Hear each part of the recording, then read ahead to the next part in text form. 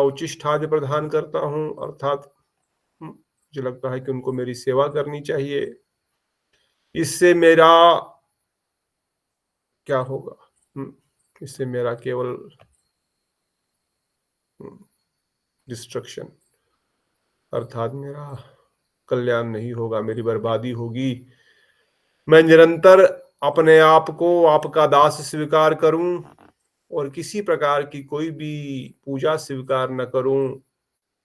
इस प्रकार से अपने सम्मान की आशा छोड़ करके दूसरों को सम्मान करूं। रोते रोते आपके चरणों में यही प्रार्थना करता हूं, जमीन पर लोटपोट होते हुए। कृपया करके मुझे इस प्रकार की क्षमता प्रदान कीजिए, इस प्रकार का अधिकार प्रदान कीजिए, ताकि मैं विनम्र रहूं, निरंतर अहंकार से दूर रहूं, गुरु अभिमान से दूर रहूं। किसी प्रकार की भावना ना आए कि मैं बड़ा हूं, वैष्णव बन गया हूं, गुरु बन गया हूं, दूसरे से ज्यादा जानता हूं, नियम पालन करता हूं, भजन करता हूं, कथा करता हूं, कीर्तन करता हूं, भक्ति करता हूं, सेवा करता हूं। ऐसी कोई भावना हृदय में ना आए और निरंतर आपकी दास के रूप में मुझे स्वीकार करो। मुझे अपनी चरण छाया दे दो, अपने चरण धूलि प्रदान करो और संसार के भोगों से मुक्त करके अपनी दासता प्रदान करो। भक्तिविनोद ठाकुर हम सबके लिए प्रार्थना कर रहे हैं और रोते रोते ये प्रार्थना कर रहे हैं, क्योंकि भगवान दयालु तो है, पर रोते रोते प्रार्थना करने से वो अधिक दया हम पर करते हैं। तो इस प्रकार से श्रील भक्तिविनोद ठाकुर जी इस भजन के माध्यम से हमको शिक्षा दे रहे हैं कि कैसे हमको अपने आप को विनम्र बनाना है, गुरु और मालिक और वैष्णव की बुद्धि छोड़नी है और डुप्लिसिटी के विचार को छोड़ना है और भजन में आगे बढ़ना है। तो ये भक्तिविनोद ठाकुर का विशेष कृपा है। हमारे प्रार्थना करते हैं दीदी। तो सभा को आगे बढ़ाते हुए परम आराध्य गुरुदेव भक्ति वेदांत श्री नारायण गोसाई महाराज नित्य प्रविष्ट रसिकाचार्य युगाचार्य के चरणों में कोटि कोटि प्रणाम करते हुए उनके हेतु कृपा की प्रार्थना करते हैं। भक्तिवेदांत स्वामी श्लोरूपाद युगाचार्य भक्ति प्रज्ञान केशव महाराज तथा भक्ति सिद्धांत प्रभुपाद जी के चरणों में असंख्य प्रणाम करते हुए उनके हेतु कृपा की प्रार्थना करते हैं। परम गुरुदेव भक्ति प्रज्ञान केशव महाराज जी का कल आविर्भाव तिथि, शुभ आविर्भाव तिथि, आदिवास तिथि आज परसों सोमवार के दिन जगत गुरु भक्ति सिद्धांत प्रभुपाद जी का आविर्भाव तिथि। इन सब के चरणों में असंख्य प्रणाम करते हुए उनके हेतु कृपा की प्रार्थना करते हैं। सचिनंदन गौर हरि नित्यानंद प्रभु गौर नित्यानंद पंचतत्व ठाकुर अद्वैत ठाकुर श्रीवास ठाकुर के चरणों में कोटि कोटि प्रणाम करते हुए इनके हेतु कृपा की प्रार्थना करते हैं। राधा गोविंद ललिता विशाखाजू समस्त वैष्णव समस्त सखी वृंद समस्त मंजरी वृंद के चरणों में कोटि कोटि प्रणाम। श्री वृंदावन धाम, श्री यमुना महारानी, श्री गिरिराज गोवर्धन, राधा कुंड, श्याम कुंड, कुसुम सरोवर, मानसी गंगा तथा समस्त ब्रजमंडल को प्रणाम करते हुए इसके हेतु कृपा की प्रार्थना करते हैं। ग्रंथ रचयिता सनातन गोस्वामी पाद तदीय समाधि मंदिर मदन मोहन जू के चरणों में कोटि कोटि प्रणाम करते हुए इनके हेतु कृपा की प्रार्थना करते हैं। और एकत्रित भक्त वृंद, नीतू दीदी, समर्थ प्रभु, रेवती माता जी, दंडवत प्रणाम, माधवी दीदी, मोहन प्रभु जी, बीटा दीदी, सनातन प्रभु एंड श्याम हरे कृष्ण दंडवत प्रणाम। धन्यवाद। वेलकम बैक मोहन प्रभु आफ्टर योर सेवा। Hope you are doing good. सब ठीक से कल्याणकारी मार्ग चल रहा है और आप सब ठीक हैं। I hope. हाँ जी प्रभु जी। आपको बालक के जन्मदिन की बहुत बहुत शुभकामनाएं। हमारे मोहन प्रभु के यहाँ वराह द्वादशी के दिन पुत्र महोत्सव हुआ, पुत्र का आविर्भाव हुआ, तो मोहन प्रभु को बहुत बहुत बधाई। प्रभु जी ये आशीर्वाद कीजिए। जय हो वैष्णव के तिथि पर इनका जन्म हुआ है, तो ये तो वैसे ही भक्त है। बहुत सुंदर, बहुत सुंदर, बहुत अच्छे। हरि बोल, हरे कृष्णा, श्री राधे, जय नित्याई गौर, नित्याई गौर, हरि बोल, नित्याई गौर, हरि बोल, गौर हरि बोल, गौर हरि बोल। ध्यान रखिए बच्चे का भी और अपना भी। और आपको बहुत बहुत बधाई। वराह द्वादशी के दिन कोई वैष्णव ही अवश्य आए हैं नित्यानंद कृपा से आपके घर में, और आप भी भजन कीजिए, भक्त को उनको भी भक्त बनाइए। उनको भी भजन में आगे बढ़ाइए। यही गृहस्थ आश्रम का कर्तव्य है। हरे कृष्णा प्रभु जी। हरि हरि बोल। हरे कृष्णा। प्रवीणा माता जी दंडवत प्रणाम। समर्थ प्रभु जी हरे कृष्णा। हरे कृष्णा प्रभु जी। हरि हरि बोल। So we are studying Shrimad Brihad Bhagavatamrita, हम लोग पढ़ रहे हैं Brihad Bhagavatamrita. We are in chapter 6, छठे चैप्टर में प्रथम खंड के श्रील नारद मुनि समस्त ब्रह्मांडों का भ्रमण करते करते वापस द्वारिका नगरी में पहुंचे हैं। Now he is in Dwarka again, जहां पर उन्होंने उद्धव जी से मुलाकात की। उद्धव जी से बात किए, पहले उग्रसेन आदि से बात किए और फिर वह उद्धव जी के पास पहुंचे और उद्धव जी को प्रणाम किया। उद्धव जी ने उनको प्रणाम किया। नारद मुनि मदमत होते हुए, ये न जानते हुए कि मैं क्या कर रहा हूँ, कहाँ जा रहा हूँ, क्योंकि जिस प्रकार से गुणगान उन्होंने whatever he heard from Ugrasen, और उन्होंने कहा you go towards the Uddhava and meet Uddhav. Uddhav ही भगवान के परम कृपा पात्र है। परंतु नारद मुनि प्रेम भाव में इस प्रकार से विभोर है, उनको कहाँ जाना है कहाँ नहीं जाना है उनको कुछ समझ में नहीं आ रहा है। परंतु कई बार द्वारिका आ चुके हैं, इसलिए पूर्व अभ्यास से कीर्तन करते हुए, आंख बंद करते हुए, भाव में मद होते हुए, जैसे तैसे वो भगवान श्री हरि के कमरे में पहुंचे, कमरे के बाहर पहुंचे प्रैक्टिकली। और वहां पर उद्धव जी बाहर ही खड़े हुए मिले। और कल हमने सुना किस प्रकार से उन्होंने तो उद्धव का गुणगान किया, क्या क्या सेवा उद्धव करते हैं, हाउ ही इज सर्विंग। परंतु उद्धव जी ने प्रणाम करते हुए बताया कि जो आपने कहा सही बताया, परंतु ये सही तभी तक था जब तक मैं वृंदावन नहीं गया था। वृंदावन जाने के बाद मैं समझ गया कि मैं भगवान का कोई कृपा पात्र नहीं हूं। मेरे अंदर भगवान के लिए, श्री कृष्ण के लिए लेश भर भी भक्ति नहीं है, प्रेम नहीं है। जो प्रेम ब्रजवासियों में है, जो मैंने अनुभव किया कुछ समय वहां रह करके, वो अनुभूति की बात है कि मुझे लग रहा था तब तक कि हाँ सच में मैं भगवान का कृपा पात्र हूँ। भगवान मेरे साथ ही उठते हैं, बैठते हैं, चलते हैं, फिरते हैं, मैं उनकी सब प्रकार की सेवा करता हूं। पर उनको देख करके मैं समझ गया कि मैं भगवान का कृपा पात्र नहीं। उनके कृपा पात्र इतना ही बोल रहे थे, ब्रजवासियों का गुणगान कर ही रहे थे। कल हमने सुना कैसे फिर रोहिणी माता वहां पर आई और उन्होंने कहा उनके ऊपर क्या कृपा है आपको उनकी, कृष्ण की। उनको तो कष्ट ही मिला जिंदगी भर, उनको तो छोड़ करके आकर के चले आए। मैंने यशोदा मैया का रोना देखा है, I have heard her, she was crying so bitterly कि पत्थर भी, इवन स्टोन्स विल मेल्ट, उन इंद्र का वज्र भी जो है वो पिघल जाएगा। तो क्या उनका कृपा है, उल्टा तो उनको कष्ट ही मिला। From childhood they have seen only dangers. केवल उन्होंने केवल कष्ट देखा, केवल उन्होंने विपदाएं देखी है श्री कृष्ण का पालन पोषण करने। तो इस प्रकार कहते हुए वह बता रही है इनके ऊपर कोई, उनको तो कष्ट मिला। क्या यही कृपा होती है कि दूसरों को रोना पड़े? इतने में पद्मावती जो कि कंस की माता है, उग्रसेन की पत्नी है और दुष्ट स्वभाव की है, ब्रजवासियों के प्रेम भावना को नहीं समझती है। उन्होंने कहा, क्या उन्होंने सेवा की कृष्ण की?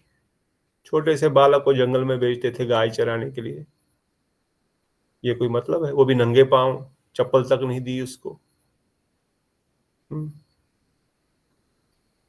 और अगर कहीं पे थोड़ा सा बेचारा भूख लगती थी तो लोगों के घरों में दूध मक्खन चुराने जाता था। किसी के घर में थोड़ा दूध पी लिया तो उसको डांटती फटकार थी, उसको बांध देती थी, सब हल्ला गुल्ला करती थी। तो क्या प्रेम, क्या उन्होंने किया इसके लिए?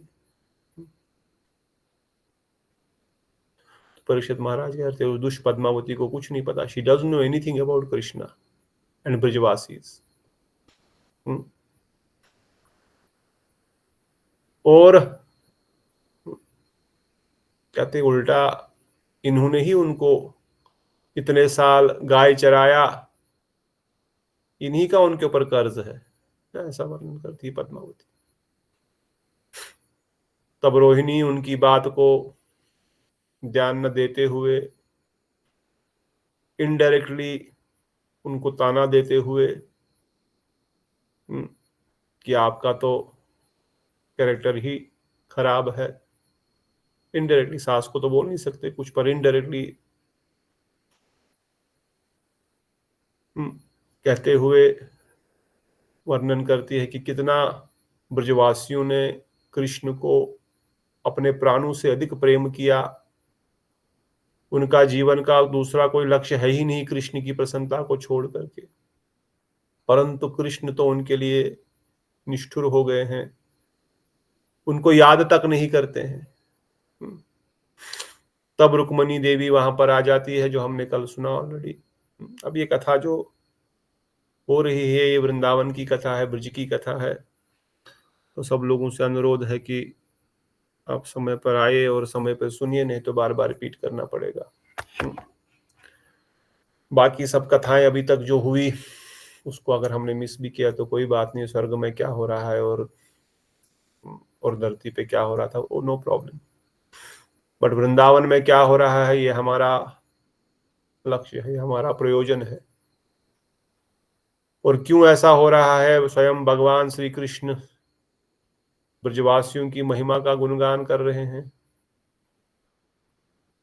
स्वयं भगवान श्री हरि ब्रजेंद्र नंदन श्री कृष्ण बता रहे हैं, आप लोगों को वृंदावन में आना है। तो वृंदावन में कैसे लोग रहते हैं? आप जीव वृंदावन में मेरी सेवा प्राप्त करना चाहते हैं, तो जो लोग वहां पर रहते हैं उनका स्वभाव कैसा है ये समझ लो अच्छे से। अगर तब आपको लग रहा है कि हमको कृष्ण भक्ति करनी चाहिए तो आप कीजिए, क्योंकि जहां जाना है, जहां रहना है, जहां इन लोगों के साथ उठना बैठना, उनके बारे में जानना बहुत इंपॉर्टेंट है। जैसे और सनातन प्रभु से you go to Brazil, I stay India, you go Brazil, you can do more seva there, more preaching there. I am old man, but I don't know how is Brazil, how people do what they do there, what is their nature, what they like, what they eat, how do they work. That is why difficult. I never went anywhere, even when company was sending me every month, every year, you go this, you go Sweden, you go Europe, you go Philippines, we'll make you country head, but very difficult. So similarly, Lord Krishna is telling, if you want to go to Golok Vrindavan, then you must know about that place. Otherwise, what you will do there? थोड़ा सा विदेश जाने के लिए या घर से बाहर जाने के लिए हम लोग 10 बार सोचते हैं, क्या है, कैसा है, पानी ठंडा है, गर्मी है, मौसम कैसा है, सब कैसा है। तो जो हमारा निज घर है, निज धाम है, जहां पर हम पहली बार जाएंगे, अभी तक नहीं गए, कभी कभी वहां थे नहीं तो उसके बारे में जानते नहीं, पर है तो हमारा असली घर वही। पर वहां पर रहना कैसे है, उठना बैठना कैसे है, कौन लोग है, क्या स्वभाव है, क्या प्रेम है, किस प्रकार का है, इसीलिए ब्रजेंद्र नंदन श्री हरि खुद ही उस धाम को प्रकाशित करा रहे हैं नारद मुनि के द्वारा, और ये भी बता रहे हैं कि भाई पद्मावती के द्वारा कि भाई ऐसा भी आपके मन में आ सकता है। ऐसा विचार अगर आपके मन में चल रहा है कि भाई वहां पर तो ऐसे किया ब्रजवासियों ने, तो ये भी एक थॉट प्रोसेस है। Think from this angle also. क्या ब्रजवासी सच में दयालु है? नंगे पांव कृष्ण को वृंदावन जंगल में भेज रहे हैं। दूध मक्खन चुराया थोड़ा सा तो क्या होगा, एक छोटा बच्चा कितना मक्खन खाएगा, और उसके लिए बांध देते हैं, हल्ला गुल्ला करते हैं। कहीं आपके मन में ऐसा विचार भी तो नहीं आ रहा है क्या सच में? So are you a follower of Padmavati in Vrindavan, Golok Vrindavan? और are you a follower of Yashoda मैया और रोहिणी मैया और Rukmini Devi in Dwarka? Where is your mood inclining? ये कथा सुन करके you can check your mood. तो इसलिए रोहिणी माता कहती है, रुक्मणी देवी कहते हैं नहीं, मेरे प्रभु का हृदय मक्खन के समान है। मक्खन से भी कोमल है। मक्खन तो क्या है, मक्खन से भी कोमल है। आप नहीं जानते हैं वो किस प्रकार से रात भर रोते रहते हैं, कभी नंद बाबा, कभी यशोदा मैया, कभी गायों के नाम पुकारते रहते हैं। कभी कभार तो नींद में उठ करके वह पलंग पे बैठ जाते हैं और जोर जोर से रोना शुरू कर देते हैं। हम रानियों को समझ में नहीं आता, हम करें तो क्या करें, इनको क्या सांत्वना दे। कभी कभार चंद्रावली, तुम ये क्या कर रही हो, पकड़ के मेरे आंचल को खींच लेते हैं। और इनकी रोज ही ऐसी दशा होती है। इनको तो सुध बुध नहीं रात में। तब सत्यभामा जी कहती है, रात की ही क्या बात है, दिन में नहीं होता है क्या?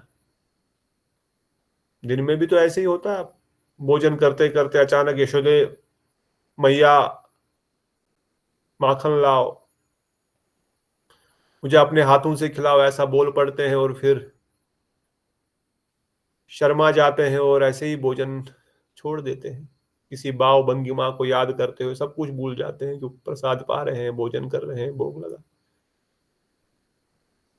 और उन ब्रजवासियों की जो दासियां हैं, ब्रज गोपियों की, उनका सौभाग्य हमसे कई गुना है। तब बलराम जी आकर के कहते हैं,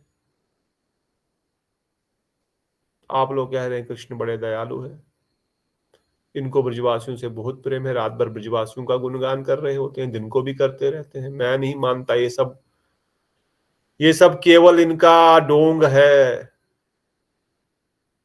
क्योंकि अगर इनको सच में ब्रजवासियों से प्रेम होता, मैंने उसको बड़े भाई होते हुए भी प्रार्थना किया कि तुम एक बार जाओ। मैं 2 महीने रुक करके आया, उनको बस एक ही बात रोज कहते हुए आया हूं, मैं जाते ही कृष्ण को भेजूंगा, मैं जाते ही भेजूंगा। और इसी प्रॉमिस से उन्होंने मुझे बोला, ठीक है आप जाइए और भेजिए। उनके अतिरिक्त इनको और कुछ भी नहीं चाहिए। They don't want anything else other than to see Krishna. वो बोलता है हाँ जाऊंगा, then he says nothing. I will go to Vrindavan. Then he don't go. He's a duplicit. He's telling something else, doing something else. और उनके शब्द ही इस बात को प्रमाण करते हैं कि वो धोखेबाज है, वो धोखा दे रहे हैं। तो ऐसे वचनों को सुन करके रोहिणी मैया और बलराम जी ब्रजेंद्र नंदन श्री कृष्ण के अपोजिट में यहां पर खड़े हैं, और रुक्मणी आदि रानियां उनके सपोर्ट में खड़ी हैं। उद्धव जी न्यूट्रल बने हुए हैं। वो जानते हैं ब्रजवासियों का भाव क्या है। वो रोज श्री कृष्ण की अवस्था भी देख रहे हैं, परंतु वो करे तो क्या करे।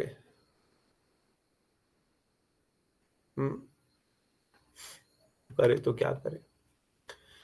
इतने में श्री कृष्ण, जो बहुत समय तक अपने कमरे में बैठे हुए थे, बाहर नहीं आ रहे थे और कमरा बंद करके बैठे थे, कोई अंदर भी नहीं जा सकता, और रो रहे थे। फिर रुक्मिणी देवी ने कहा, वो कभी कभार जाते रोते हैं, इतना रोते हैं कि उनका जो तकिया है, जो पिलो है, वो गीला हो जाता है। तो परीक्षित महाराज जी कहते हैं माता उत्तरा को भी कि ये कथा सावधानी पूर्वक सुनना। क्या माता सावधानी पूर्वक नहीं सुन रही थी? पहले से ही सुन रही थी, परंतु अभी विशेष कथा चल रही है, विशेष कथा हो रही है, इसको अवश्य सावधानी पूर्वक सुनो और मुझे भी सावधान कर देना बीच बीच में। क्यों? आपको क्यों सावधान करना है? कहते हो सकता है मैं भाव विभोर होकर के सुखदेव गोस्वामी की तरह कथा ही बंद कर दूं, किसी लीला स्मरण में बैठ जाऊं और मेरा समय आ जाएगा जाने का, और फिर आपको पूरी कथा सुनने को नहीं मिलेगी। इसलिए हे माते, अभी तक आपने कथा सावधानी पूर्वक सुनी, पर अब फिर से बता रहा हूं कि सावधानी से सुनो। और माता के माध्यम से परीक्षित महाराज हम सबको कह रहे हैं कि सावधानी से ये कथा सुनो, इस कथा को बड़े ध्यान से सुनो, विचार करके सुनो, इसमें कोई भी डिस्टरबेंस और ब्रेक अपने मन में मत डालना, इसको निरंतर सुनते रहना। और तब श्री हरि अपने कमरे से बाहर आते हुए, कल हमने सुना, उच्च स्वर में रोते रोते अपने घर से बाहर निकल आए, जहां तक हमने कल रुके थे।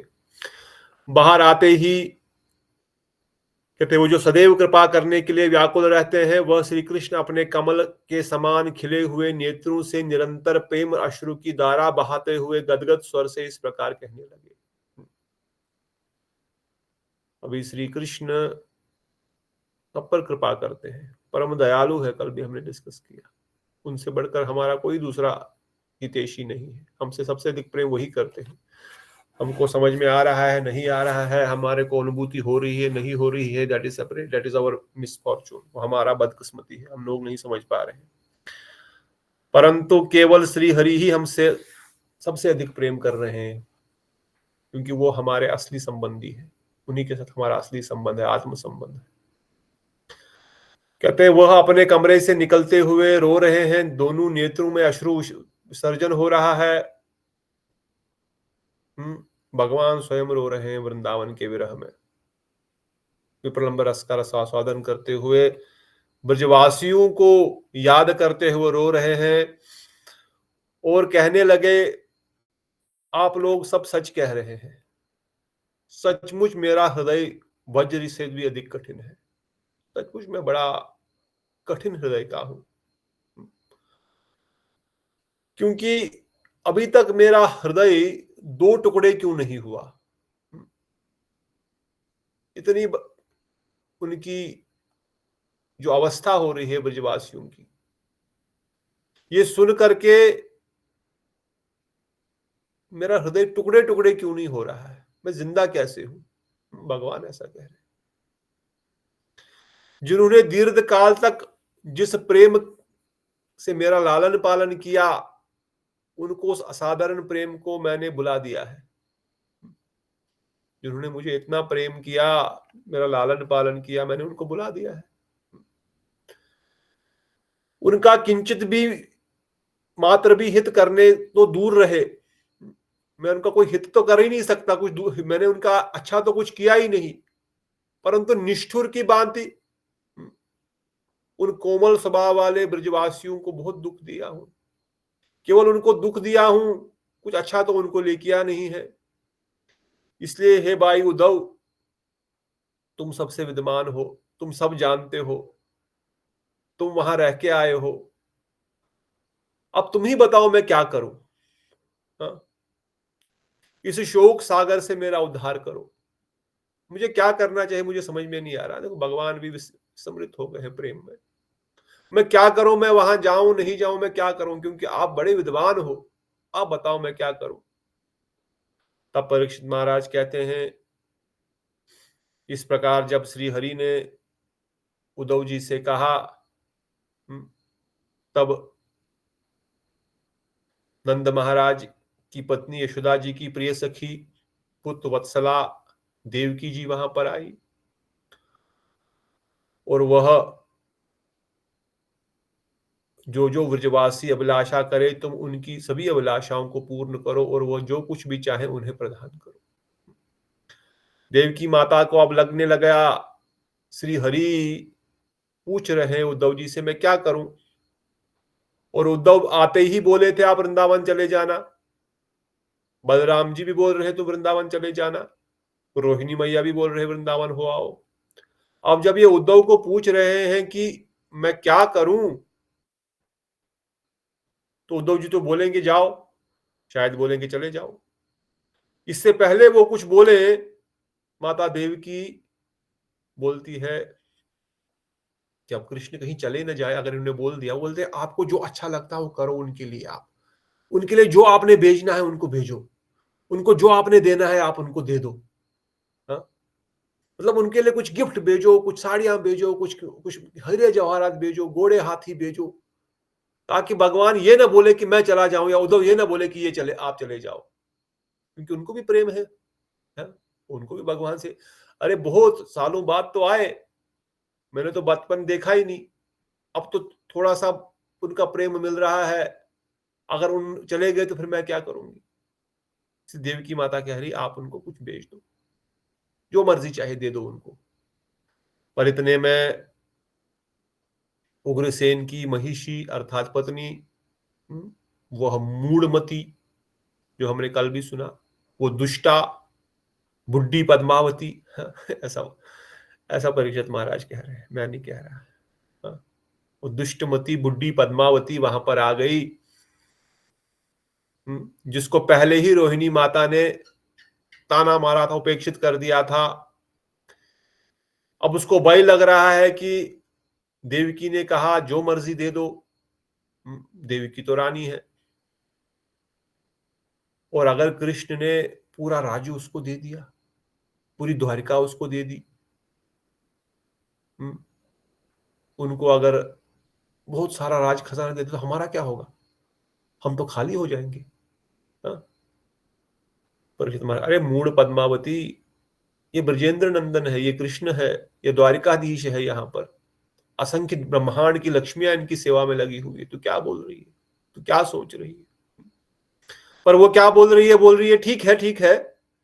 हाँ, उन व्रजवासियों को सारा राज न दे दे, इसलिए उन्होंने कहा कि उन यदुवासियों का एकमात्र आश्रय श्री कृष्ण का चित्त दूसरी ओर लगकर स्वस्थ हो जाए। परिहास करती हुई चतुरापूर्वक इस प्रकार कहने लगी, क्या कहने लगी, बोल रही है मेरा पति उग्रसेन जो है वो बड़ा ही अच्छा आदमी है, ऐसा करते हैं उनके दुख, तुम दुख मत करो, तुम शोक मत करो, आप लोग कष्ट मत लो, आप लोग टेंशन मत लो, मेरे बात सुनो। तुम दोनों भाइयों ने वृंदावन में 11 वर्ष बिताए, उस नंद गोप के घर में आप रहे, आपने वहां खाया पिया, कुछ उपभोग किया, उसमें से आपने उनका काम भी किया, गोचारण किया, गोरक्षण के लिए जो तुम्हारा सैलरी बनती है उसको काट दो। और पद्मावती की बुद्धि देखिए, आपने कितना छाछ पिया होगा वहां पर, धोती लगाया होगा, ऊपर से पीतांबर पहना होगा, पीतांबर तो बस 1 मीटर का पटका होता है, और धोती होगी, धोती तो चलती होगी 2-4 महीने 6 महीने साल भर, जंगल में जाते हैं तो उसका हिसाब लगा लो, और जो गाय चराने का पैसा लगता है उसको उसमें से काट दो, और फिर जो बचता है वो उनको दे देंगे। किंतु यदुराज हमारे पालन यदि कार्यों द्वारा उनको जो कुछ प्राप्त होना चाहिए गर्गाचारी द्वारा पाई पाई तक हिसाब करवाकर उनको दुगना कर।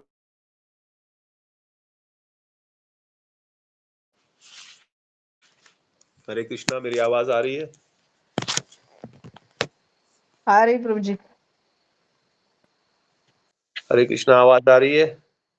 आ रही है प्रभु जी। जी आ रही है आ रही है प्रभु जी। कुछ सेकंड के लिए चली गई कि चल रही थी? हाँ गई थी गई थी।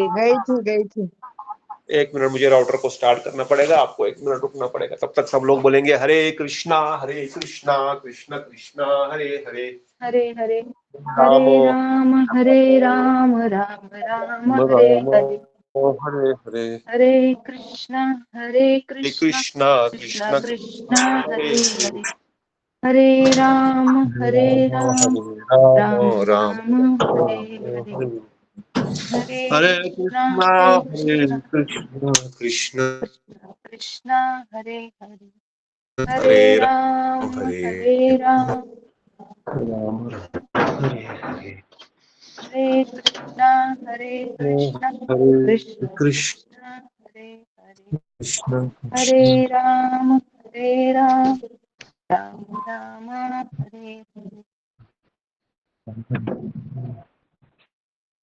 कृष्णा हरे कृष्णा कृष्ण कृष्ण हरे हरे,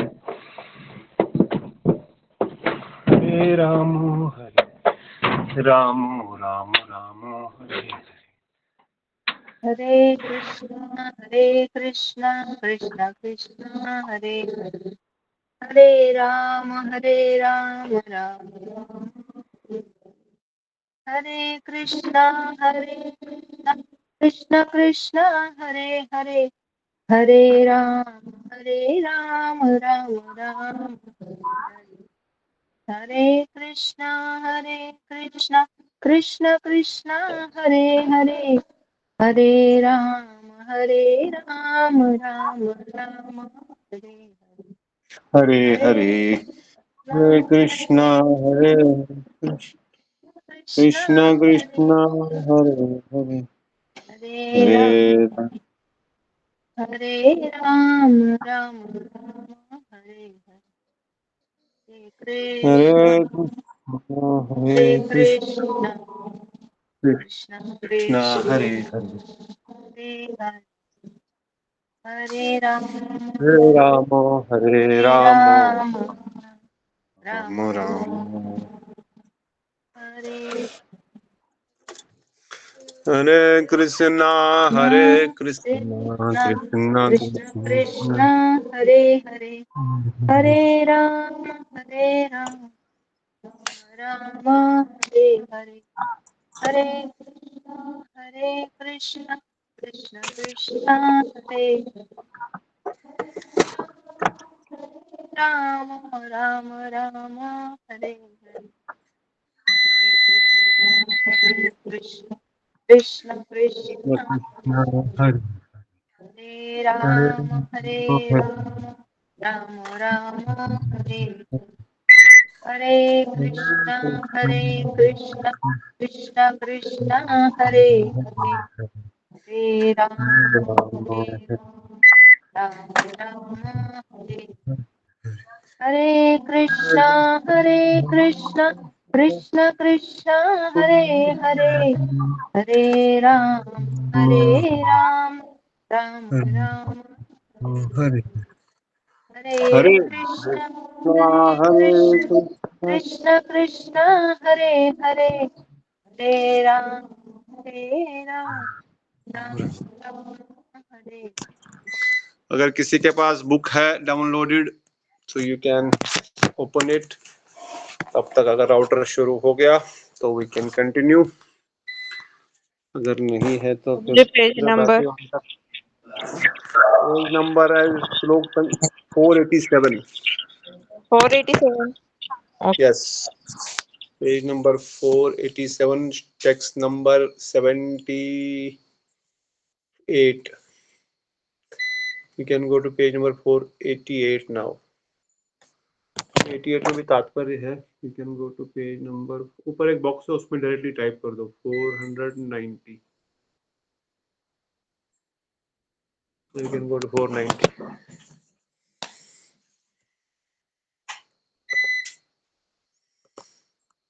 हरे कृष्णा कृष्ण कृष्ण हरे हरे, हरे ये मैं राम। शेयर कर रही हूँ। Okay, very good. फिर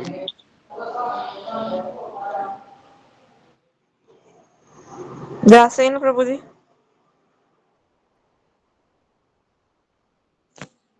हरे कृष्ण प्रभु जी। पढ़िए शिवानी दीदी। मैं पढ़ूं? ठीक है। महाराज परीक्षित ने कहा, किंतु भगवान श्री कृष्ण इस बात को सुनकर भी अनसुना कर शोक से व्यथित होकर अनजान की भांति श्री उद्धव से पूछने लगे, ब्रजवासियों के प्रति मेरा क्या कर्तव्य है? भगवान श्री कृष्ण ने कहा, हे विद्वानों में श्रेष्ठ श्री उद्धव, तुम ब्रजवासियों के समस्त अभिप्रायों को जानते हो। उन लोगों के अभीष्ट क्या क्या है, शीघ्र ही मुझे बताओ। महाराज परीक्षित ने कहा, भगवान श्री कृष्ण की बात को सुनकर श्री उद्धव मन ही मन बड़े दुखित और चिंतित हो गए, किंतु क्षण भर के बाद दीर्घ निश्वास छोड़कर अनुताप सहित इस प्रकार कहने लगे। श्री उद्धव ने कहा, वे ब्रजवासी ना तो चक्रवर्ती राजेश्वरता चाहते हैं और ना विभूतियां, और ना तो स्वर्ग की संपत्ति चाहते हैं, और ना ही इस लोक की किसी व्यक्ति को प्राप्त करने की कोई इच्छा करते हैं। वे तो केवल आपको ही चाहते हैं। मैं तो कुछ निवेदन कर रहा हूँ, आप कृपया सावधानी पूर्वक श्रवण कीजिए, फिर स्वयं विचार करके देखिए कि क्या करना उचित है और क्या कीजिए।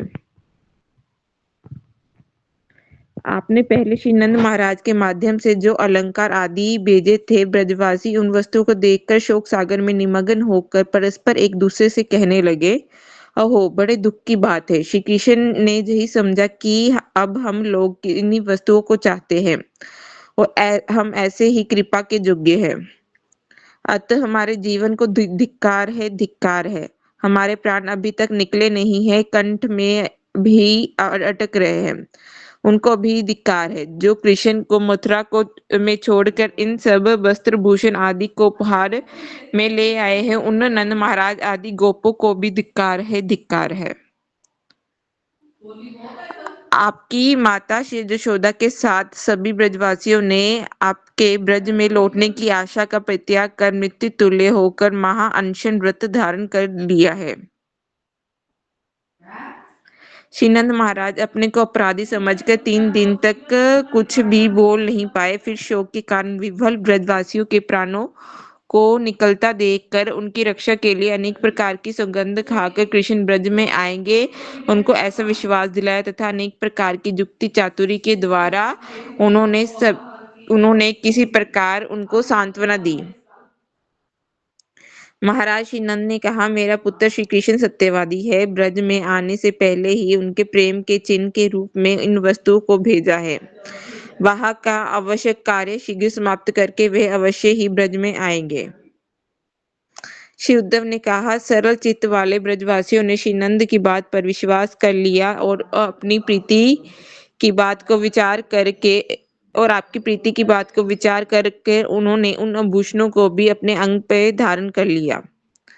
उनको यह विश्वास था कि जब कृष्ण ब्रज में आएंगे तब हम लोगों को अपने द्वारा भेजे हुए वस्त्र भूषण आदि को धारण किए हुए देखकर अपना आज्ञाकारी मानेंगे और हम पर अधिक कृपा करेंगे।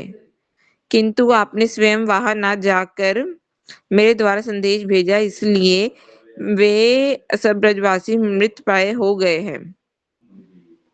उनकी ऐसी अवस्था देखकर मेरे प्रभु श्री कृष्ण अवश्य ही ब्रज में आएंगे। उनसे यह प्रतिज्ञा करके तथा ऐसी प्रतिज्ञा के द्वारा उन लोगों को जतन पूर्वक सचेतन करके मैं जहाँ आया हूँ।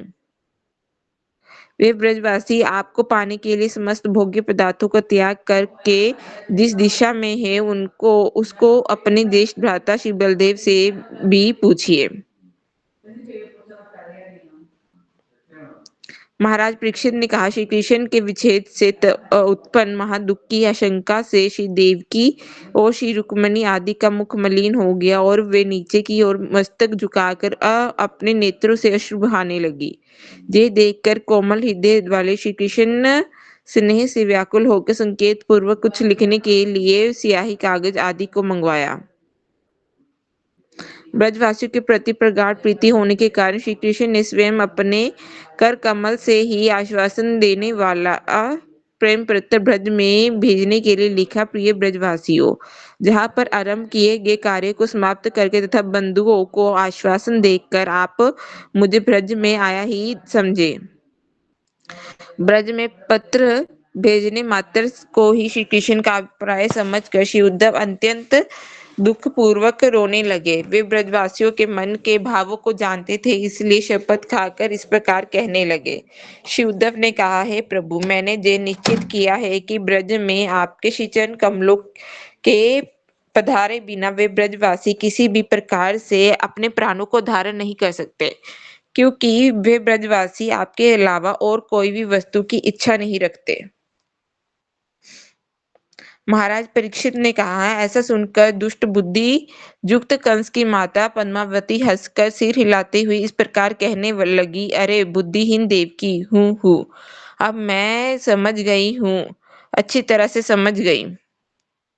उद्धव ने अनेक दिनों तक ब्रज में वास किया था और उन धूर्त ब्रजवासियों ने गोरस दे दे कर इसको अपने वशीभूत कर लिया है। अब वे उद्धव की सहायता से तुम्हारे पुत्र को पुनः ब्रज में ले जाकर फिर उसी भयंकर दुर्गम हिंसक जीव जंतुओं वाले और कांटों से भरे वन में उससे अपने पशुओं की रक्षा कराने की अभिलाषा कर रहे हैं।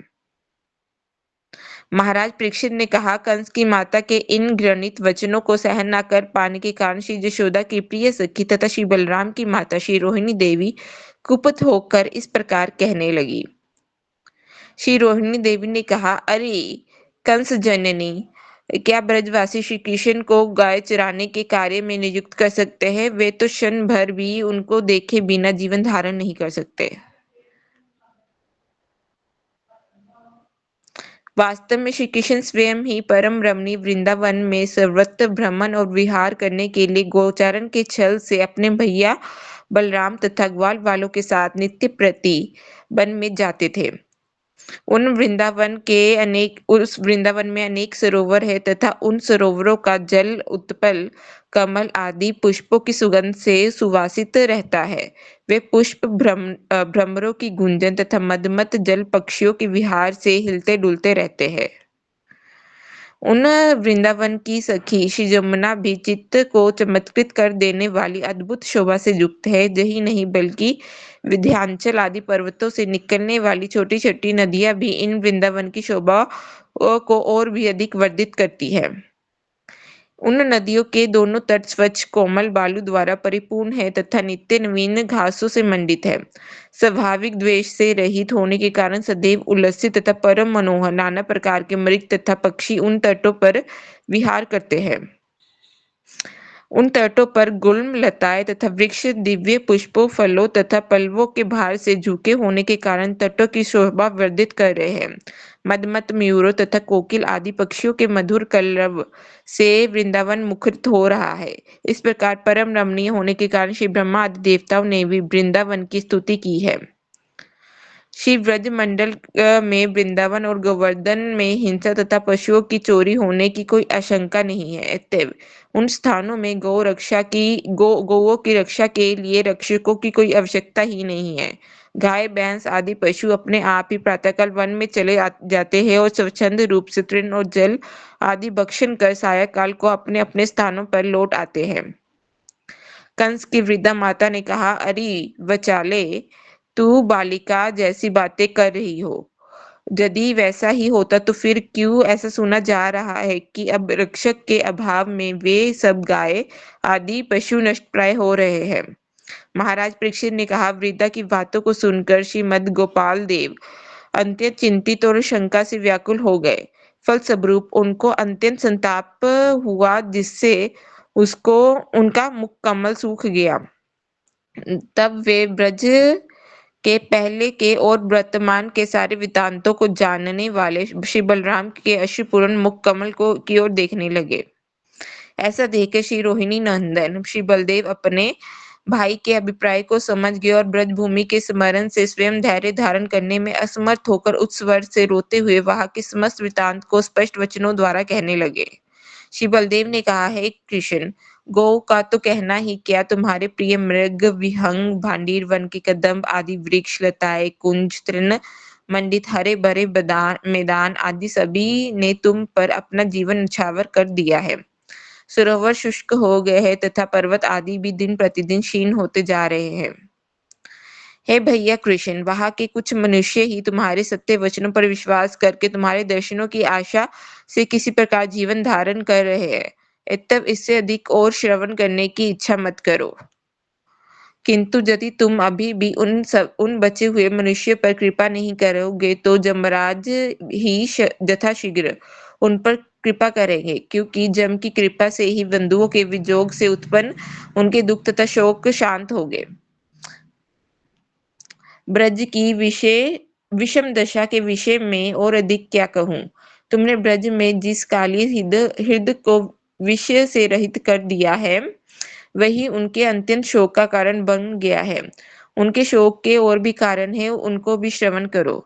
वहां श्री यमुना जी ने भी बहुत कम जल रह गया है, अर्थात वे लगभग सूख गई है। जो श्री गोवर्धन तुम्हारे कर कमल पर चढ़कर स्वर्ग तक पहुंच गए थे, अब वही गिरिराज नीचे भूतल में चले गए हैं। ब्रज की दशा के संबंध में और दिक क्या कहूँ। जो जीवित रहेंगे हैं उन्होंने भी स्नान पान भोजन आदि का त्याग कर दिया है। उनके प्राण केवल तुम्हारे नामृत के सेवन के कारण ही बाहर नहीं निकल रहे हैं। अतएव अब सूखे हुए महावन की दावाग्नि ही उनकी अंतिम गति होगी।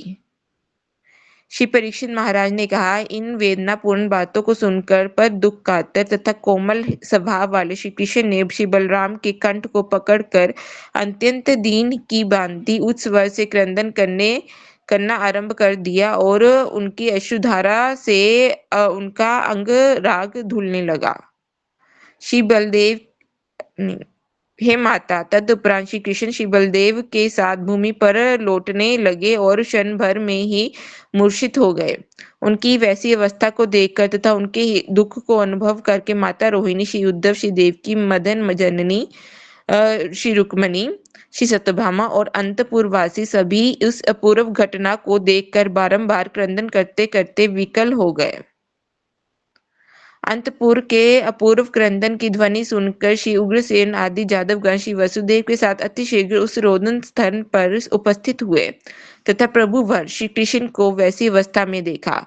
इस प्रकार सभी पूर्ववासी तथा और गर्ग आदि विप्र भी उपस्थित हो गए और जिस घटना को आज से पहले कभी नहीं देखा था, उससे देखकर सभी विह्वल होकर क्रंदन करने लगे। नेक्स्ट ठीक है, थोड़ा सा यह अध्याय यहाँ पे पूर्ण होता है। तो श्री हरि वृंदावन जाना चाह रहे हैं। ब्रजवासियों का गुणगान आपने सुना। श्री हरि जब पद्मावती ने इस प्रकार के वचन कहे, उद्धव जी ने ध्यानपूर्वक सुनिए आपको क्या करना चाहिए। ये वचन बोलते हुए उन्होंने इंगित किया कि आप ब्रिज में जाइए, परंतु रोहिणी देवी, देवकी मैया, रुक्मणी आदि का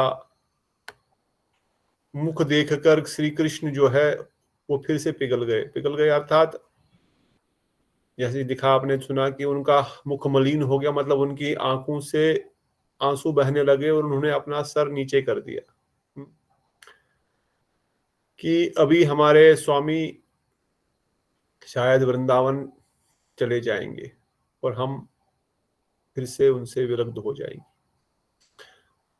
तो जिस प्रकार से कोई व्यक्ति असमर्थ हो जाता है और असमर्थता के कारण फिर रोने लगता है और अपने सर को झुका देता है, छुपा देता है कि भाई मैं कुछ बोल भी नहीं सकती, क्यों? क्योंकि उनकी खुशी उसमें है, उसमें ही सुखी है, परंतु उनके हृदय में भी बहुत आघात हो रहा है कि ये तो जाएंगे, प्रेम तो उनसे ही करते हैं और खुशी तो इनकी उसी में है।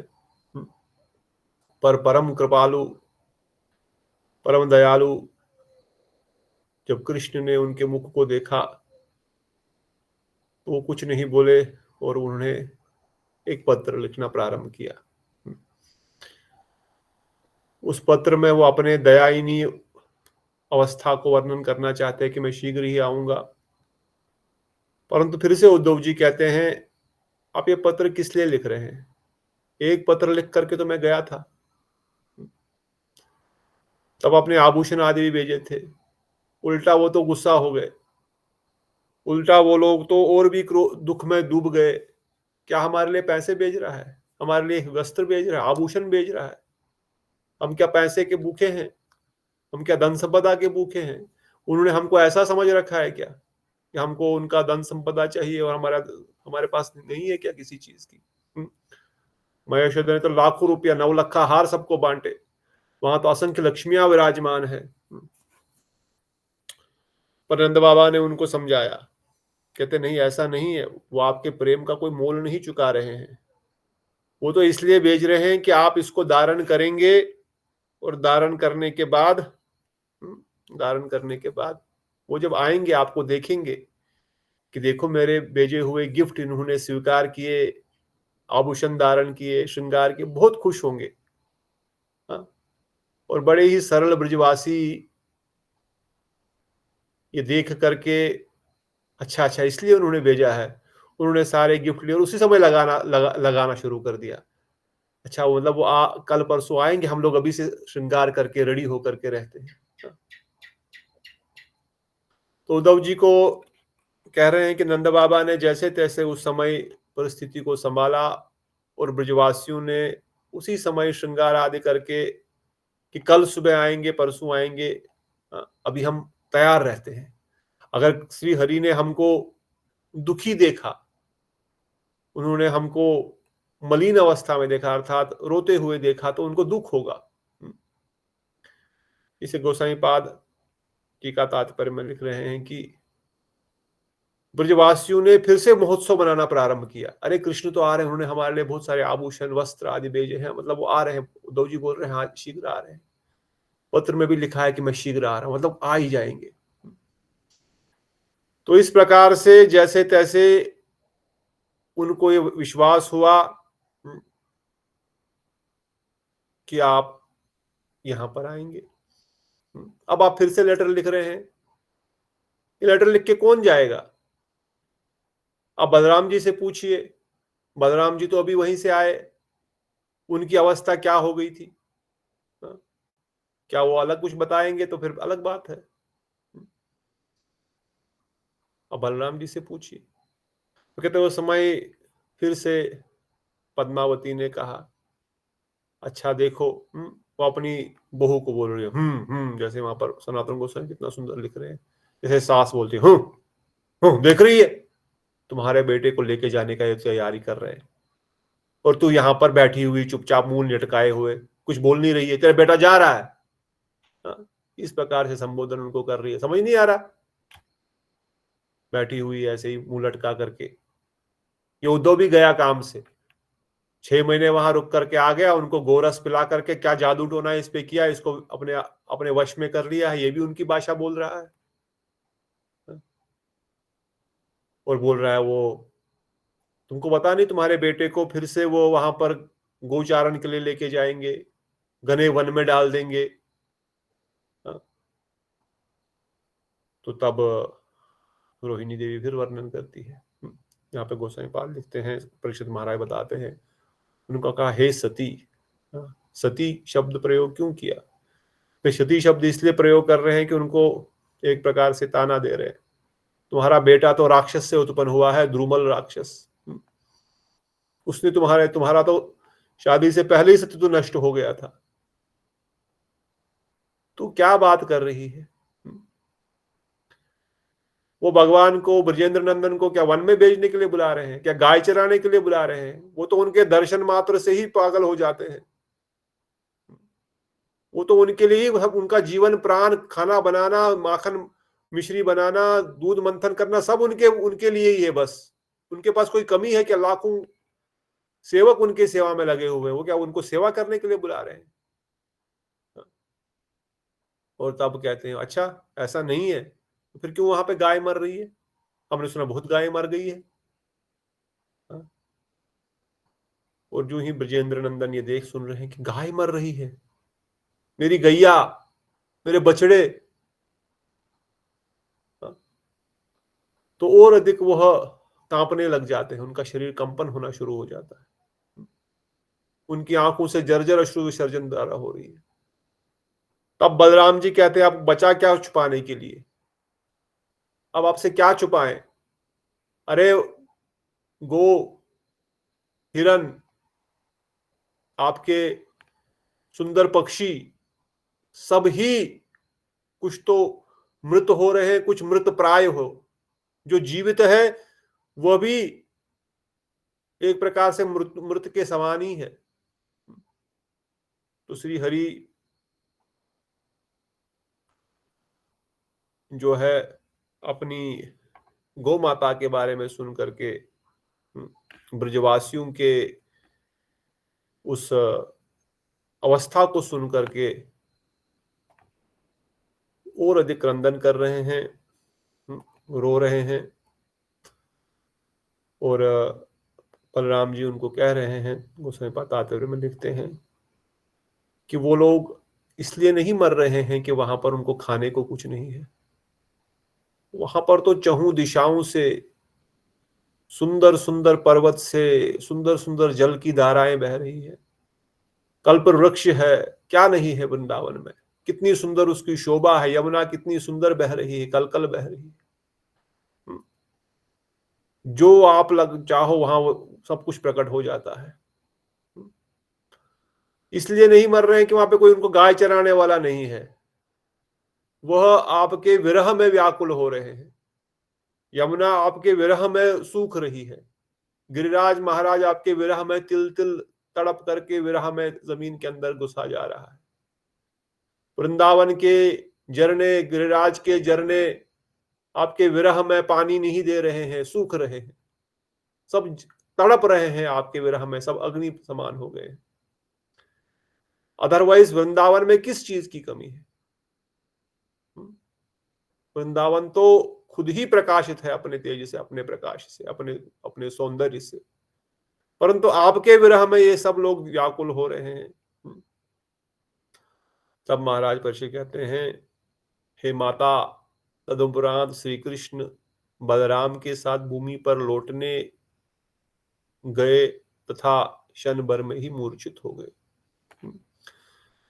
अब जब श्री हरि ने ब्रजवासियों की यह दशा देखी, इस बारे में सुना, और विशेषकर जब सुना कि सच में वह मृत प्राय नहीं अपितु मृत हो रहे हैं, ब्रज की दशा के संबंध में और अधिक क्या कहूं, जो जीवित रह गए हैं उन्होंने भी स्नान पान भोजन आदि त्याग दिया है, उनके प्राण केवल तुम्हारे नाम अमृत के सेवन के कारण बाहर नहीं आ रहे हैं,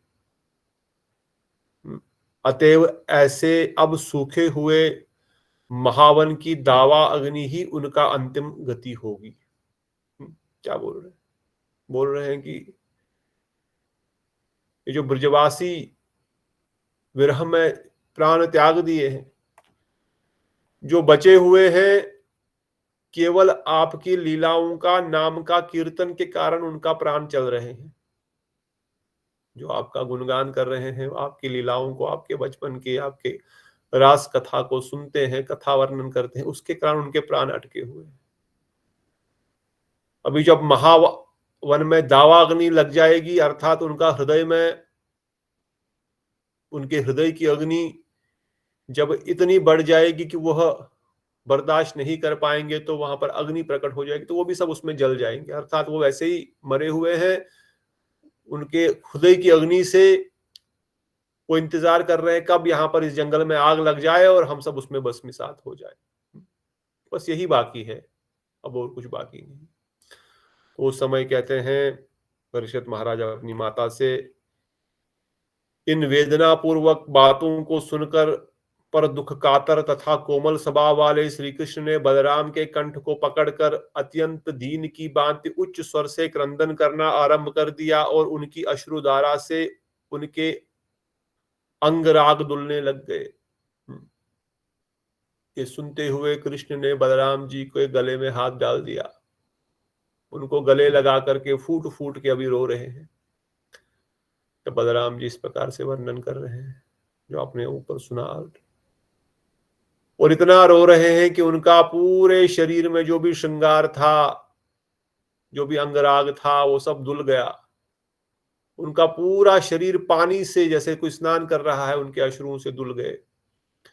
और उन ब्रजवासियों का चिंतन कर रहे हैं, अपने भाई का कंठ पकड़ करके, उनका गला में हाथ पकड़ करके, उनको आलिंगन करते हुए रो रो करके, जोर जोर से रो रहे हैं। और रोते रोते श्री हरि कहते हैं तब श्री कृष्ण बलराम के साथ भूमि पर लौटने लग गए, अर्थात उनके हाथ उनके गले से, उनके हाथ से, उनके शरीर से फिसल रहे हैं और जमीन पर गिर पड़ गए, और गिर पड़े और क्षण भर में ही वो मूर्छित हो गए, वो बेहोश होकर के गिर पड़े। कहते उनकी ऐसी अवस्था को देख करके उनके दुख अनुभव करते माता रोहिणी, उद्धव, देवकी, मदन जननी रुक्मणी, सत्यभामा और अंतपुरवासी सभी इस अपूर्व घटना को देखकर बार बार क्रंदन करते विहल हो गए। अभी तक तो वो बस रोते रहते थे, क्रंदन करते थे। अब ऐसी बात सुन करके वो मूर्छित होकर के गिर पड़े, ऐसा लग रहा है जैसे मर गए। हमको तो कुछ नहीं होता, पर ये देखकर ही रोहिणी माता, देवकी माता, रुक्मणी देवी, सत्यभामा देवी उस अंतपुर में जो इस अवस्था को देख रहा है, वो सब जोर जोर से रोने लग गए। वो क्रंदन, वो अपने आप को कंट्रोल नहीं कर पाए, बार बार प्रकंदन कर रहे हैं और कहते हैं अंतपुर से अपूर्व क्रंदन की ध्वनि सुनकर उग्रसेन आदि यादवगण श्री वासुदेव के साथ अति शीघ्र उस रोदन स्थल पर उपस्थित हुए और प्रभु श्री कृष्ण की वैसी अवस्था देख इस प्रकार सभी पूर्ववासी और गर्ग आदि विप्र भी उपस्थित हो गए तथा इस घटना को आज से पहले कभी न देखा गया था। उसे देखकर सभी विहल होकर के क्रंदन करने लग गए। कैन इमेजिन द्वारिका में क्या हो रहा है। पहले ही कृष्ण जमीन पे गिर चुके हैं, ब्रजेंद्र नंदन श्री कृष्ण इतने सुंदर, इतने सुकोमल, जिनको देखने मात्र से सबका जीवन धारण कर रहे हैं, जिनको देखने से ही हृदय में अमृत की अग्नि प्रकट होती, वो जमीन पर गिरे पड़े हैं, सब लोग रो रहे हैं। कैन इमेजिन क्या अवस्था है। इतने में देखकर उग्रसेन, सभी सभावासी, इवन गर्ग मुनि, ये सब मुनि, ऋषि मुनि भी आ रहे हैं और ऐसा देख रहे हैं कि क्या हो गया। इस प्रकार वहां पर इतनी क्रंदन हो रहा है, सब लोग रो रहे हैं जोर जोर से। ऐसी अपूर्व अवस्था कभी किसी ने नहीं देखी। नारद मुनि तो उत्तम वक्त की तलाश में कुछ बात करना चाहते हैं, पर द्वारिका के अंदर हो क्या रहा है ये देख करके वो पहली बार द्वारिका में आए, बहुत दिनों बाद द्वारिका में आए हैं, और ये हो क्या रहा है, ये हो क्या गया, यहां पर मैं क्या करने आया था और मैं क्या देख रहा हूं। ये देखते ही इस प्रकार की अवस्था हो गई है। तो यहां पर यह अध्याय पूर्ण होता है। कहते हैं अब भगवान तो मूर्छित हो गए, अब इस मूर्छा से उनको बाहर निकालेंगे कैसे। भगवान मूर्छित होना कोई साधारण बात है कि आदमी कोई बेहोश हो जाए तो चलो पानी छिड़को, कुछ करो, पर स्वयं भगवान त्रिलोकीनाथ, अनंत कोटि ब्रह्मांड नायक श्री हरि ही मूर्छित हो गए। उनकी मूर्छा किस प्रकार की, अब इसको क्या किया जाए, इनके प्राण कैसे वापस आए। मूर्छित मतलब अनकॉन्शियस, अनकॉन्शियस मतलब उनका है ही नहीं, कुछ चेतना ही नहीं वहां। चेतना इन द सेंस कुछ बोल नहीं, कुछ हिल नहीं रहे। तो अब उस समय क्या घटना घटी, ब्रह्मा जी, देवतागण सब आ रहे हैं, क्या उपाय किया जाए, कैसे इनको वापस ठीक किया जाए, और किस प्रकार से अंतिम अध्याय में उन भगवान के, श्री हरि के परम प्रिय भक्त ऑटोमेटिक ही प्रकाशित हो जाएंगे। तो यही अवस्था, यही विचार हमारे गोस्वामीपाद सनातन गोस्वामी जी प्रस्तुत कर रहे हैं, समझा रहे हैं कि वृंदावन प्राप्ति की जिसकी अभिलाषा है, हृदय में श्री हरि के प्रति इस प्रकार के प्रेम की भावना जागृत हो, इन कथाओं के माध्यम से, इन विचारों के माध्यम से, तत्व सिद्धांत विचार के माध्यम से ब्रजवासियों के हृदय क्या है, द्वारिका वासियों का हृदय कैसा है, स्वयं श्री कृष्ण का हृदय कैसा है, वो क्या चाहते हैं, ये प्रकाशित हो रहा है। क्या ब्रजवासियों को धन संपदा चाहिए, राज्यपाठ चाहिए? नहीं। क्या उनको किसी प्रकार से कोई धन सब पैसा चाहिए? कोई उनको सुधर्मा सभा चाहिए? उद्धव जी कहते उनको सुधर्मा सभा दे दो, आप पारिजात वृक्ष लगा करके दे दो, वो क्या करेंगे उसका? उनको क्या लेना देना है आपके पारिजात से? उनको क्या लेना आपकी भगवत्ता से? क्या भगवान है, त्रिलोकीनाथ है, क्या है? वो तो आपको चाहते हैं। तो पूर्ण भक्त कौन है? पूर्ण भक्त की पहचान कैसे होगी? जब हमारे हृदय में इस प्रकार की भावना जागृत होगी। तो ऐसे भक्तों की कथा सुनने से, बार बार इन ब्रजवासियों के प्रेम की लीलाओं को सुनने से, प्रेम कथा सुनने से, उनके सेवाओं को सुनने से धीरे धीरे हृदय में ऐसी लालसा जागृत होगी और धीरे धीरे फिर साधन करते हुए, अपना नाम करते हुए, सेवा करते हुए अनर्थ भी कटेंगे। अनर्थ भी कट रहे हैं, अनर्थ निवृत्ति भी हो रही है और अर्थ प्रवृत्ति भी हो रही है। तो ये दोनों चीजें करते करते परम दयालु, सुकोमल हृदय वाले ब्रजेंद्र नंदन और परम उनसे भी दयालु श्रीमती राधा ठकुरानी, जिनको सदैव ही कृष्ण सेवा में असंख्य असंख्य जीव, असंख्य असंख्य सेवक चाहिए, वो हमेशा निरंतर भक्तों का इंतजार कर रही है कि कब इस बद्ध जीव इस जगत से निकल करके उनकी सेवा कर सके। पर हृदय में इस प्रकार की भावना आएगी। तो इसलिए कहते हैं ये वृंदावन की लीला, मत जानो गुड़ को चेला, न जाने गुरु और चेला, मत जानो गुड़ को डेला। This is not simple. इसलिए गुरुदेव वर्णन करते थे बार बार, वैकुंठ जगत में भी जाना इज ओके, यू डू वैदी भक्ति, यू फॉलो रूल्स रेगुलेशंस। वैदी भक्ति करनी है ना, बस सिस्टम फॉलो करना है, एक प्रोसेस फॉलो करना है। जैसे कहीं दिल्ली जाना है, टिकट लेनी है, एयरपोर्ट पे जाना है, गाड़ी में चढ़ना है, बस पहुंच जाना है, पहुंच जाएंगे। एक सिस्टम बनाया गया, जस्ट अष्टकम पढ़ो, विधि विधान करो, प्रणाम करो, एकादशी रखो, व्रत करो, बस विधि विधानों का पालन करो, पहुंच जाओगे। दैट इज वैकुंठ भक्ति। मगर वृंदावन में जाने के लिए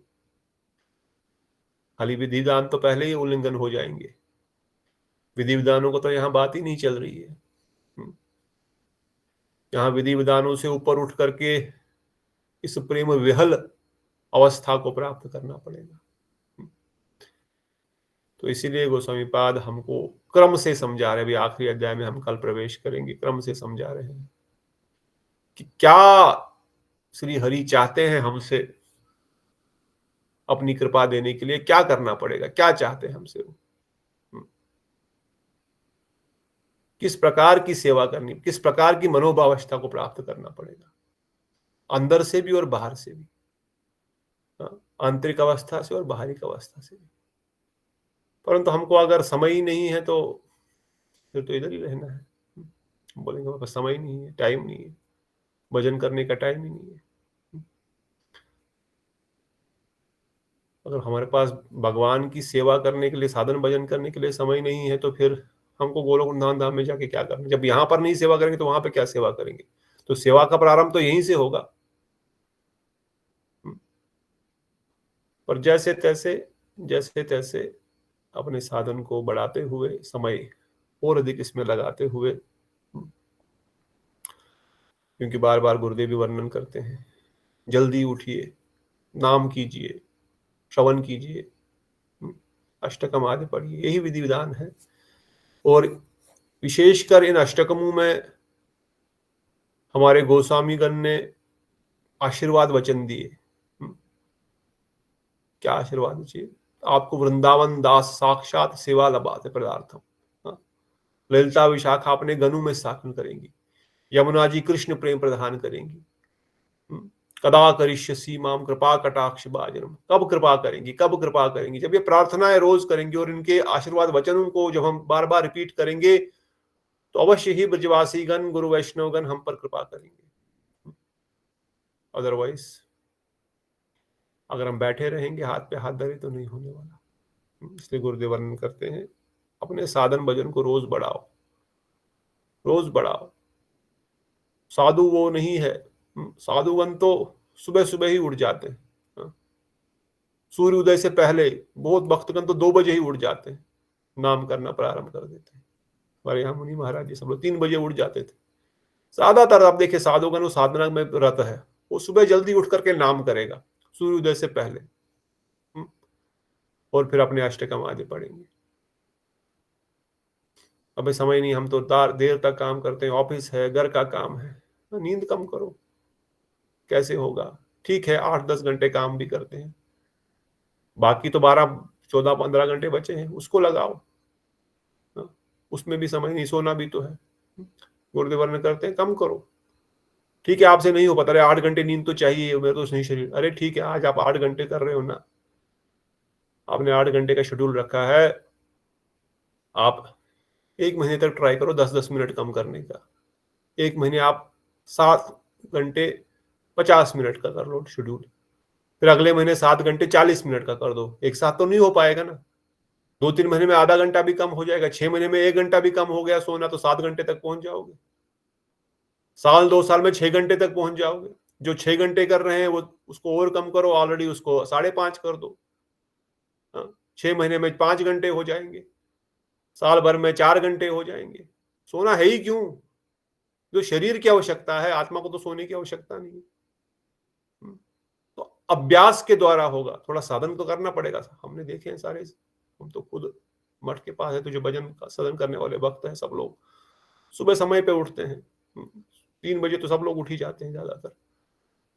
कुछ भक्तों तो रात को 12-1 बजे ही उठ जाते हैं। 3 लाख नाम जब जिनको करना है, कैसे होगा 3 लाख नाम जब? 20-22 घंटे लगने वाले, 18-19 घंटे लगने वाले, सोएंगे तो कैसे होगा?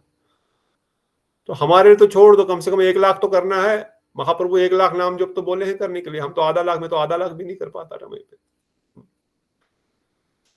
परंतु गुरुजनों का ये वचन है, हम क्योंकि ब्रज में जाने का प्रयास कर रहे हैं, हम वृंदावन को प्राप्त करने के लिए लक्षित कर रहे हैं। साधारण विधि विधानों को पालन करने से नहीं प्राप्त होगा, हृदय के अनर्थों को दूर करना पड़ेगा। नाम का सहारा, कथा का सहारा, सेवा का सहारा लेने से अनर्थ दूर कटेंगे, तब जाकर के हम लोग इसको प्राप्त कर पाएंगे। और सबने ऐसा ही किया, गुरुदेव भी ऐसा ही करते, गुरुदेव भी करके दिखाए, सब लोग, सभी साधुगण ऐसे ही करके दिखाए। विधि विधान यही है, there is no other way, there is no other route, this is the process. तो इसलिए श्री हरि की जब इस प्रकार की अवस्था है, वो यही प्रकाशित हम सबके सामने कर रहे हैं। समय तो बहुत हो गया कि वृंदावन प्राप्ति करना है, वृंदावन धाम को जाना है, ब्रजवासियों के साथ रहना है, ब्रजवासियों के स्वभाव को समझना पड़ेगा, ब्रजवासियों के स्वभाव को हृदय में धारण करना पड़ेगा। उस प्रकार का मूड, उस प्रकार की भावनाएं, उस प्रकार का प्रेम जब कृष्ण से उत्पन्न होगा तो भगवान तो तैयार है लेने के लिए। वो लोग वृंदावन धाम, वो तो चाहते ही है, मगर वो प्रेम भावना उत्पन्न तो होनी चाहिए। अभी हमारा प्रेम कहां पर है हम ही जानते हैं ना, हमारा प्रेम कहां पर। जब द्वारिका वासियों का प्रेम भी भगवान को वशीभूत नहीं कर पा रहा है तो फिर हम क्या अपना सोचे। जब उद्धव जी का प्रेम भगवान को वशीभूत नहीं कर पा रहा है, भगवान कहते हैं कि नहीं ठीक है, प्रेम तो उनसे भी करते हैं, परंतु गोलोक वृंदावन धाम तो उद्धव जी भी नहीं गए ना,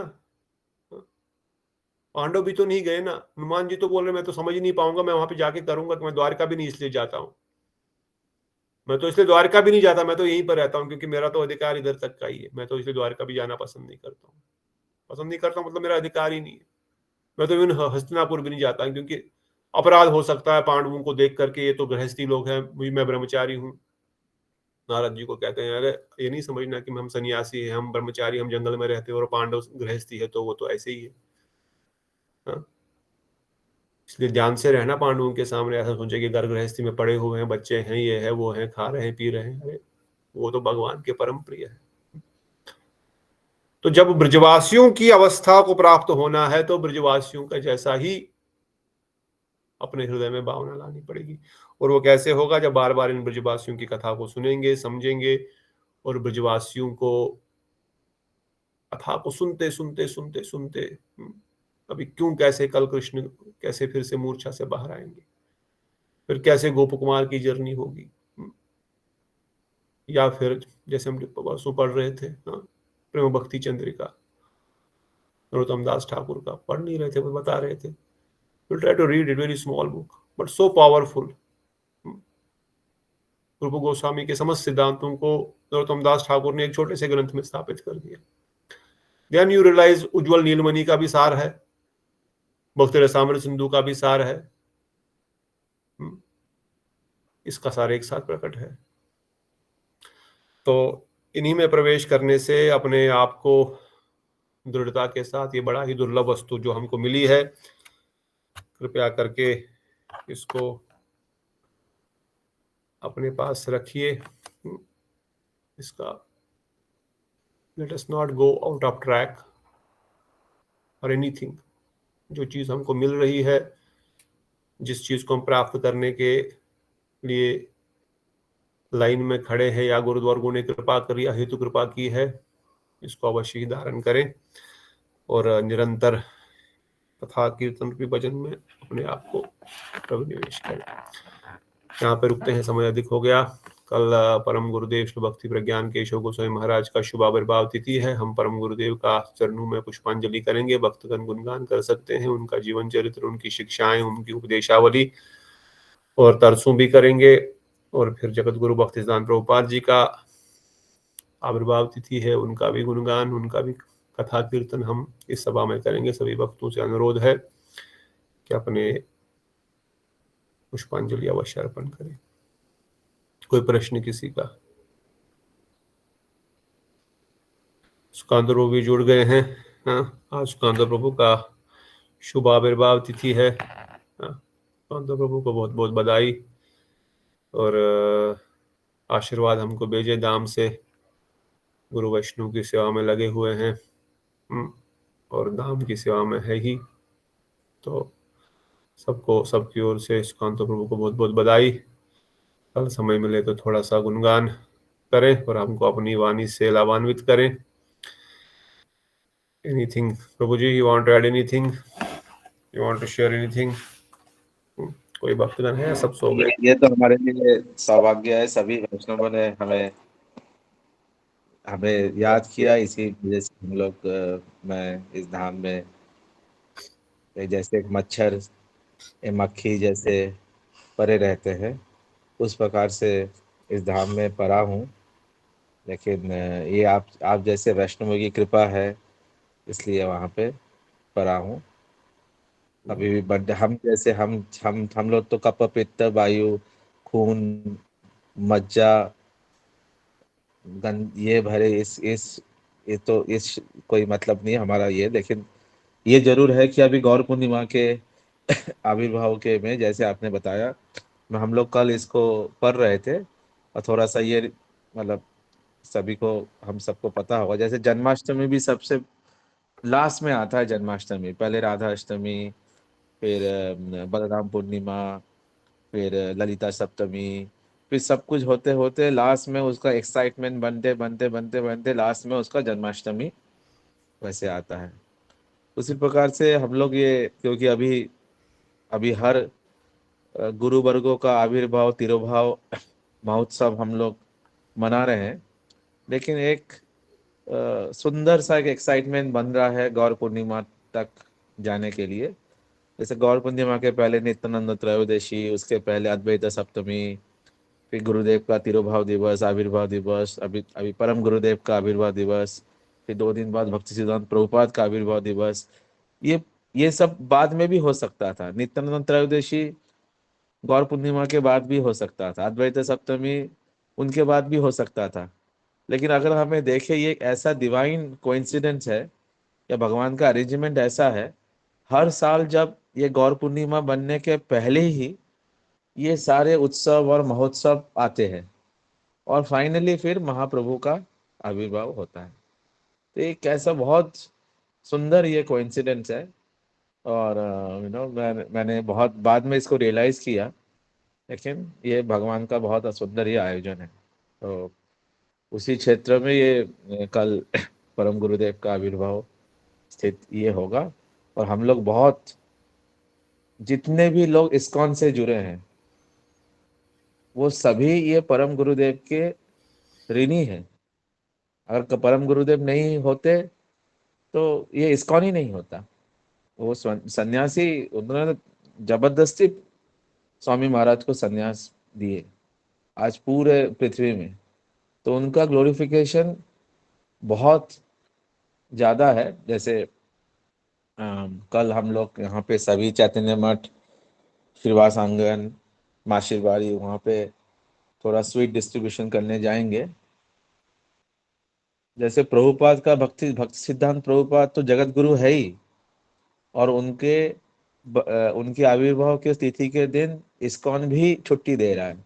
मंडे को इस्कॉन ने भी सब जगह पे हॉलीडे डिक्लेयर किया और उनका उत्सव मना रहे हैं। Very good. लेकिन परम गुरुदेव का ग्लोरिफिकेशन, क्योंकि प्रभुपाद और परम गुरुदेव एक शरीर दो आत्मा ऐसे थे, मतलब एक ही थे, एक आत्मा दो शरीर। प्रभुपाद ने इच्छा किया, परम गुरु ने उसको एग्जीक्यूट किया। तो इसलिए परम गुरुदेव का ग्लोरिफिकेशन बहुत ज्यादा आई है। और खासकर हम जैसे जो अधम पतित मेरे जैसे है, वो तो उनके लिए दादाजी का प्यार, प्रेम बहुत अधिक होता है। तो वो हमारे परम गुरुदेव है, इसलिए परम गुरुदेव का हम लोग बहुत जोर जोर से इसलिए हम लोग सेलिब्रेट कर रहे हैं। प्रभुपाद से भी हमारे इम्पोर्टेंट ये परम गुरुदेव ये है, क्योंकि उनके बिना ना इस्कॉन होता, उनके बिना ना हम प्रभुपाद जी, उनके बिना ना हम गुरुदेव से ये कर पाते। तो जितना भी उनका बोला जाए कम है। और हम लोग बहुत भाग्यशाली है कि ऐसे महाभागवत, कल हम लोग परम गुरुदेव का एक बुक पढ़ रहे थे, आचार्य केसरी। और उस आचार्य केसरी में उनका बहुत सुंदर वर्णन है। वहाँ पे एक श्लोक है,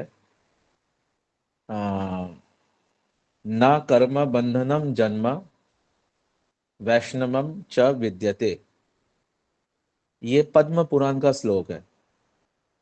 और इस पद्म पुराण में ये वर्णन है कि जो वैष्णव होते हैं, ना कर्म बंधनम जन्मा, वो ये कर्म बंधन के कारण इस जगत में नहीं आते। जैसे मेरे जैसे पतित जीव कर्म बंधन के कारण मैं इधर आ रहा हूँ, लेकिन वैष्णव जो है कर्म बंधन के कारण इस जगत में नहीं आ रहे। ये पद्म पुराण का वर्णन है। और राधा रानी के एक विशिष्ट कार्य को संपूर्ण करने के लिए इस जगत में वो आ रहे हैं। और खासकर ये जितने भी मंजरी स्वरूप है, जो नित्यानंद शक्ति और बलदेव शक्तियों से भगवान के बाकी गोपियों का भी संरचना हो रहे हैं, लेकिन ये जो मंजरी स्वरूप है, ये स्वयं राधा रानी के शक्ति, उनके स्वरूप शक्ति से ये डायरेक्टली प्रकाश से यहाँ पे आ रहे हैं, और नित्यानंद शक्ति से तो आ ही रहे हैं। तो we are very very fortunate कि ये कोई साधारण वैष्णव नहीं है। ये एक साधारण कर्म, जैसे पद्म पुराण में वर्णन है, ना कर्म बंधनम जन्म, ये कर्म बंधन करके ये जन्म नहीं ले रहे हैं। ये अलग महापुरुष है। उनके जीवन में किस प्रकार से वो चील उनको लेके गए थे, वहां पे उनको पौंड में डाले, तो बहुत बहुत सारे उनकी लीलाएं हैं। तो ये बहुत बड़े महापुरुष है, जिसके कारण ये इस्कॉन की स्थापना हुई। इतने सारे भक्त, हम जैसे पतित जीव इस लाइन में आए, हम लोग भक्ति करने के लायक बने, नैष्टिक ब्रह्मचारी अपने लाइफ से। तो बहुत ज़्यादा कल बहुत ही शुभ दिन है, और हमें वो उनका ग्लोरिफिकेशन हम लोग धूमधाम से करेंगे। हमारे गोविंद गौड़िया मठ बैंगलोर में भी करेंगे और सब पूरे विश्व में उनका ग्लोरिफिकेशन होगा। हरे कृष्ण प्रभु। बहुत धन्यवाद। बिल्कुल, हम लोग सच में बड़े सौभाग्यशाली है।